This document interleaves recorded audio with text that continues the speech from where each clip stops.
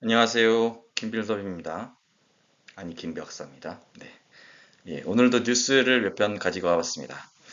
간단하게 뉴스 몇 개 소개시켜 드릴게요. 첫 번째는 클로드 AI에 대한 이야기고요. 여기 보시는 것처럼 클로드 AI, 엔스로픽이 엄청나게 발전을 하고 있죠. 오픈 AI도 당연히 1등으로서 발전을 하고 있는데 커브를 볼 때는 엔스로픽이 굉장히 올라오고 있는 느낌이에요. 그거에 대해서 몇 가지 인사이트가 있어서 그걸 좀 가지고 와봤습니다. 클로드 코드가 많이 성장하고 있고, 특히 이제 클로드 코드는 B2B 쪽에 더 집중을 하는 것 같아요. 아무래도 클로드 코드 같은 것들이 있으니까, 저희 회사 개발자들도 다 클로드 코드를 쓰고 있거든요. 그러니까 기본적으로 바이브 코딩을 처음 시작하시는 분들도 클로드 코드, 뭐 코덱스 뭐 이렇게 사용하시는 것 같긴 한데, 비교적 조금 더 개발자들은 어, 클로드 코드를 사용하고 있는 것 같은 느낌입니다. 그래서 B2B 쪽에 조금 더 집중하고 있는 것 같고, 최근에 뭐 해프닝도 있었습니다만, 아무튼 그래서 AI의 패러다임은 클로드 코드가 가져가는 것이 아닌가, 뭐 이런 생각이 좀 듭니다. 그래서 어, 일단 이 기사를 하나 가지고 와봤고요. 두 번째는 샤오미에 대한 이야기예요. 샤오미가 우리 주변에서 없어진 것 같은 느낌이지만 중국에서 여전히 잘하고 있다라고 이야기하고 있고, 오른쪽에 있는 모델은 딥시크의 천재소녀라고 하더라고요. 딥시크에 있었던 분이 이제 샤오미로 이동을 했고, 그러니까 이렇게 얘기가 되는 걸 보면 이제 중국 안에서도 우리 안에도 중국 안에 훌륭한 인원들이 많기 때문에 인재들이 많기 때문에 그 회사들끼리도 이동할 수 있다는 상황인 거죠. 그런 생태계인 거죠. 굳이 실리콘밸리 가지 않아도 된다라고 아마 생각하고 있는 것 같아요. 그래서 샤오미의 이야기를 들어보니까 원래 샤오미는 가성비로 아주 유명한 곳이었고요. 그래서 지능의 민주화 이런 표현까지 쓰고 있고 AI 에이전트, 자율형 에이전트도 충분히 열심히 하고 있다고 합니다.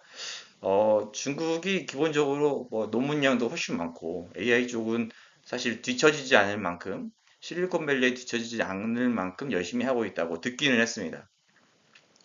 예, 여기에 중심에 샤오미가 있다는 소식을 잠깐 알려드리고 싶었고요. 세 번째. 세 번째는 샘 알트만 이야기예요. 샘 알트만이 이렇게 올렸더라고요. 그래서 소프트웨어를 작성하신 분들께 감사드린다. 그간에 얼마나 많은 노력이 들어갔는지 생각만 해도 벌써부터 믿기지 않을 정도이다. 이렇게 세기를 썼고 여기까지 이끌어 주셔서 감사합니다. 이 되게 다양한 맥락의 고민 또는 맥락의 해석이 가능할 것 같아요. 약간 개발자 염려 이런 건 느낌도 좀 있고 이전까지 했었던 소프트웨어 개발자들을 한 방에 보내는 느낌도 좀 있고요. 어, 진짜 감사하고 있을까? 뭐 이런 생각이 좀 들기도 하고요.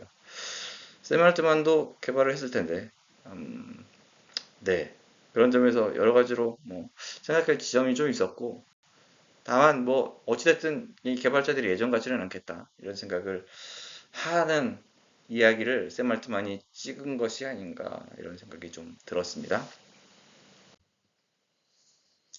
네 번째는 여러분도 들으셨나요? 리튼 테크놀로지, 리튼이라고 하는 이제 우리나라 AI 기업이 있지 않습니까? 예, 거기서 이제 인턴을 뽑는다는 채용 공고를 여러 개를 내는데 이제 그 중에 하나 에이전트 디벨로퍼 인턴을 제가 가지고 와봤어요. 예, 실제 이 기사가 이제 이슈가 되었거든요. 여기 자격 요건. 어떤 영역에서든 상위 1%의 역량을 증명해 보신 분. 네. AI 기술에 대한 이해도가 높고 삶에 있어서 일이 정말 중요한 분. 빠른 학습, 정확과 소통. 뭐 이렇게 써놓고 이제 우대사항도 뭐 어마어마합니다. 네. 인턴이 이 정도냐? 또는 예, 사람들이 의문을 하는 건, 야, 리튼이 이 정도 사람을 뽑을 수 있냐?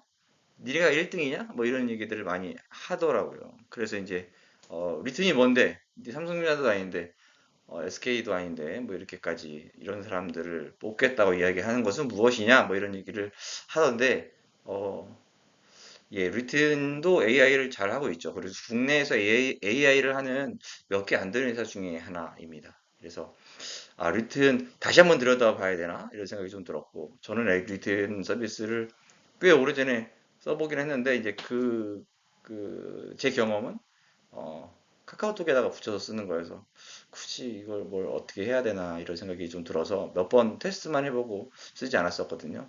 하여튼, 그럼에도 불구하고 국내에서 AI를 하고 싶은 분, 해야 하는 분, 관심 있는 분들은 리튼 같은 회사가 있어줘서 너무 고마울 것 같은데, 네, 리트닝이든 또 업스테이지 같은 회사들도 있지 않습니까?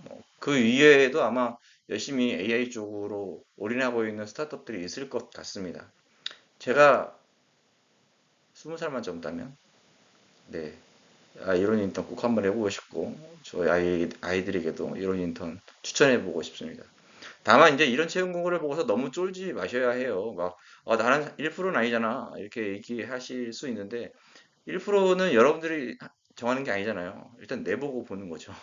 네, 그러니까 저는 뭐 되게 좋은 기회이겠다 이런 생각이 듭니다. 이런 얘기만 잠깐 드리고 싶었어요.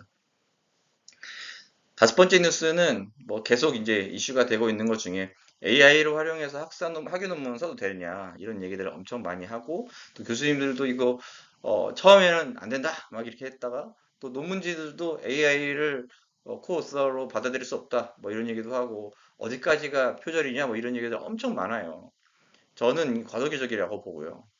처음에 무조건 안 된다고 했었는데 지금은 그 정도가 아니라 이제 막을 수는 없잖아. 이렇게 얘기하고 있고. 그러면 이제 연구자 입장에서는 AI를 어디까지 써야 할까에 대한 고민이 있는 거죠. 여기 왼쪽에 있는 글은 이제 제가 어떤 데서 블로그에서 가지고 온 건데, 출처가 잘못됐습니다. 죄송합니다. 예, AI로 논문 그냥 후다다닥 얘기하면 막 써주거든요. 진짜 말도 안 되게 쓰기도 하고, 진짜로 말이 안 되게 어이없게 쓰는 것들도 있고, 또 이제 잘 설계를 해주면 좀 잘 써주거든요. 그런 것들을 잘 활용해 보시는 건 좋은 것 같은데, 이제 다만, 많은 교수님들이 걱정하시는 건 글쓰기 연습을 할 수 없잖아. 그리고 연구 역량을 갖출 수 없잖아. 배울 수 없잖아. 이런 얘기들을 좀 하세요. 그래서 이런 포인트에서 또 이제 학위 논문을 좀 쉽게 주는 학교들이 있는데, 이제 그런 데는 AI로 막 후다닥 써서 졸업시키겠다. 이런 생각이 좀 들기도 하고, 예. 뭐 이거 양날의 검이죠. 아무튼 학위 공부를 하고 계시는 분들은 좀 고민해 볼 여지가 많겠다. 이런 생각이 좀 들었습니다.